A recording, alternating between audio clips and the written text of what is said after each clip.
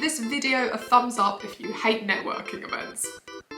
In my 20s, I defined networking as doing the rounds at Clerkenwell Design Week, specifically seeking out the boring companies because they always had the best booze to get you through the door, visiting with my colleagues who are actually just my mates, getting drunk on free Prosecco, stealing a couple of carpet tiles, grabbing a novelty ruler, and then stumbling out having actually spoken to absolutely no one but my friends.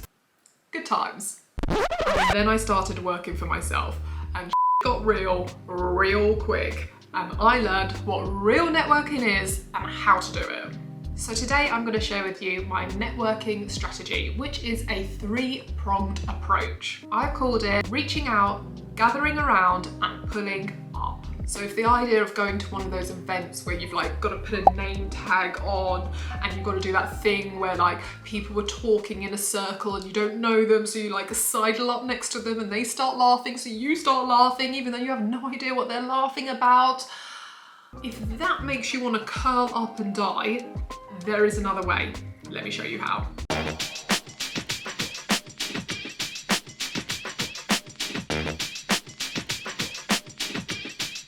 Hello, it's lovely to have you back here. My name is Hannah Bennyhood. I am an artist and architect, and on this channel I share my creative journey and the lessons I've learned along the way. If that sounds of interest to you, please do subscribe to my channel because I am uploading twice a month this year. It's very motivating when I get new subscribers.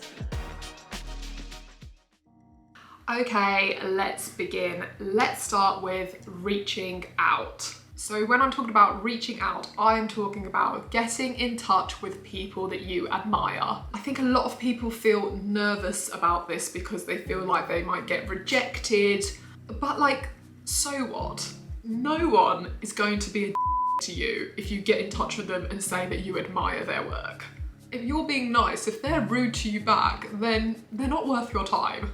If you invite them out for a coffee or something, the worst thing that's going to happen is that they'll ignore you or they'll just say no, they don't have time. And that's fine. Both those things have happened to me and that's absolutely fine. It's part and parcel of it. It's not unusual. Don't worry about it.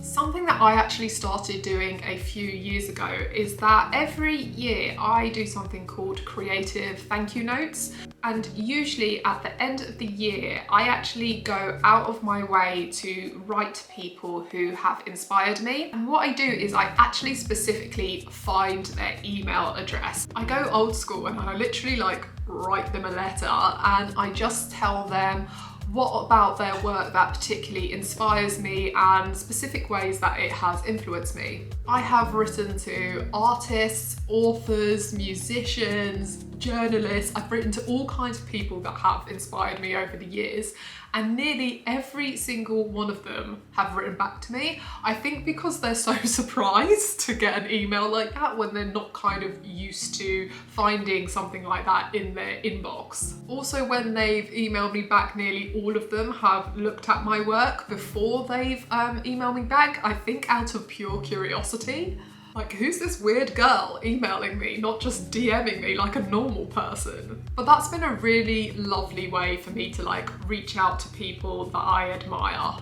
It's good for people that you look up to or people in your industry higher up than you, higher up the career ladder, to kind of know your name. That's no bad thing, trust me.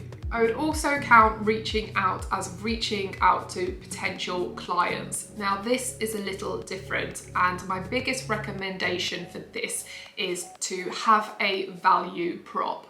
And what I mean by a value prop is to have something of value that you can offer the person to be able to meet up with them. I really don't like it when people reach out to someone and just oh, do you mind if we can go for a coffee so I can just pick your brains? No, what is the other person getting out of that exchange? That you're just come for a coffee with me and tell me all your secrets. Try to think of something that would actually help this person or have value to this person. Maybe it's a little bit of research. Maybe you have created something specifically for this company or for this organization. And And then you can reach out to them and say, would you be interested in going for a coffee? I have X, Y, or Z, which I think will be of interest to you. And then whilst you're there, you can just dazzle them with your personality, and maybe it will turn into work down the line. For example, I created a lunchtime lecture, which was all about using public art as an engagement tool, and I would give that talk to local authorities and to developers for free. So I would reach out to them and I would say, hey, wanna like level up your staff for absolutely free? Why don't I come and give you a presentation? And then when I give that presentation, it just happens that every single example in the presentation is my work. So the opposite side of this, I think of as pulling up. Often when you're kind of busy looking up to people that you admire, you might forget that there are people looking up to you. I remember once I'd reached out to someone who I really wanted to kind of get back in touch with me, and I just hadn't heard anything back and I felt a bit gutted. And then I realised that there was someone in my DMs who had done exactly the same thing to me, and I hadn't answered yet. I was just super busy and I hadn't really got round to it because I wasn't really prioritising it. And I kind of realised this is quite hypocritical of me. If I'm like reaching out to people and hoping that they'll give me the time of day, like I should probably do the same for others. Ever since then, I've really made an effort to like respond to people who get in touch with me and help them out where I can. Also with this, a little reminder, people don't stay young for long. One day they're an intern, a couple of years down the line, they're running the gaff. So invest in those relationships, they'll pay off in the long term. The older I get, the younger everyone else seems to get around me, to be honest. And I've had a few clients who are actually younger than me. And I've also had junior members of staff know my work and actually hand it to senior members of staff who kind of make the decisions. So if someone is a few runs down on the ladder from you and they're looking for a hand, pull them up and help them out. Okay, so the last one is gather round, and I think this one is personally the most important. And this is all about supporting your peers.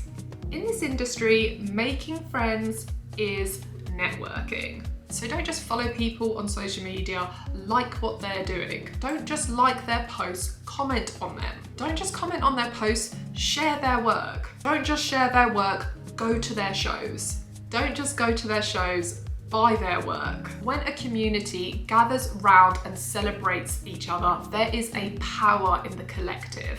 And I don't suggest that you do this cynically. This is not like a transactional act. It's just a fact. If you show up for your community, they will show up for you. So as a recap, the way that I do my networking is number 1, I reach out, number 2, I pull up, and number 3, I gather round. I hope you found this video helpful, and if you did, please subscribe to my channel so you can see more from me. Give this video a thumbs up, it does wonders for the algorithm. Let me know in the comments if you have any networking tips or nightmare stories, very interested. Otherwise, that's it for today's video, and I will catch you next time.